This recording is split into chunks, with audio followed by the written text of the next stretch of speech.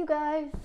I wanted to do a quick little intro video for those of you who don't know me yet and who may happen upon these videos. My name is Nicole Brennan. I'm a 400 RYT, registered yoga teacher trainer. That just means I've done 400 hours of yoga teacher training. The first one was in 2018 in New York at a chain of studios called Yoga to the People, and they're amazing. And then the second one was last year in 2019 here in LA at a studio called Urban 728 Hot Yoga, which is where I teach now and which is owned by not only one of my favorite teachers but one of my favorite humans, Joe Komar. I'll add a link to his YouTube and to his Instagram account in the description below so you guys can check him out. He has great stuff. So anyway, the main question I wanted to address here is why yoga and why now? Well, for me personally, my yoga journey, or what Joe would call my yoga life, started in New York in like 2016 maybe. I was going to NYU. My major was economics, which was the precursor to my joining, very briefly, the New York corporate finance world. It was very brief. I lasted like a year before I realized that it wasn't really my jam. I had to go to yoga before work in the morning to get myself in the right headspace, and then after work, exhausted, I went to yoga to kind of just calm myself down and calm my hyper-stimulated mind. A friend of mine had introduced me to yoga in my sophomore year of college, and it totally blew my mind.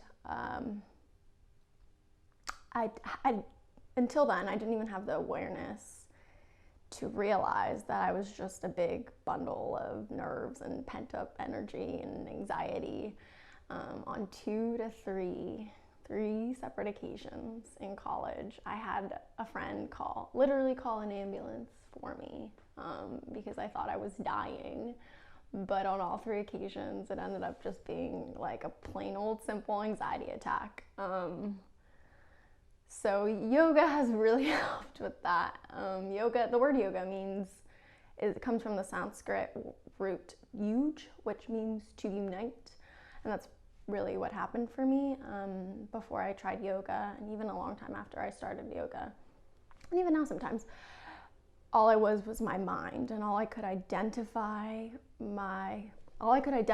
was the roller coaster of thought and emotion that I went through from the moment I woke up in the morning to the moment my eyes closed again at night. And on the days when those thoughts and emotions were positive and happy, I had happy, high, exciting days. But on days where the thoughts or the emotions became anxious or nervous, things could go downhill really quickly, and my mind could become a scary place to be. And it could be scary to hear like the self-mutilation, the self-doubt, the fear, the judgment that I had for myself. So yoga has really helped me stabilize the experience of my everyday. Instead of being on the roller coaster with high highs and low lows, I've learned how to simply abort and get off the roller coaster if it's not making me feel good. I still have highs and lows, of course, but my day is no longer ruined if I'm late or I miss a subway or somebody cuts me off. I've learned to separate my perception of identity from the every whim of my mind, and instead of being so attached to the very specific and very narrow experience of the thoughts and the emotions that color this very, very moment, I've learned how to take a step back and see a larger, more objective reality. So yoga has taught me how to train that attention, to just notice what comes up in my body, in my mind, in my heart. And the key word there is notice.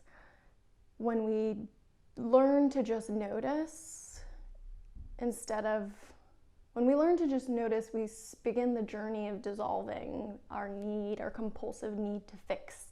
And with a lesser need to fix, we can just sit still with ourselves, and we learn not to judge. We learn patience. We learn how to be still. We learn that we don't need to be afraid. We learn that we have agency over our own lives. We learn love, kindness, compassion, patience. We learn so many things. I could go on forever, but that's pretty much why yoga. It's all about training your mind to feel peace with ourselves. So that's kind of the why yoga. So why now? Well, to start in a general sense, the world really needs yoga right now. We live in the age of the internet.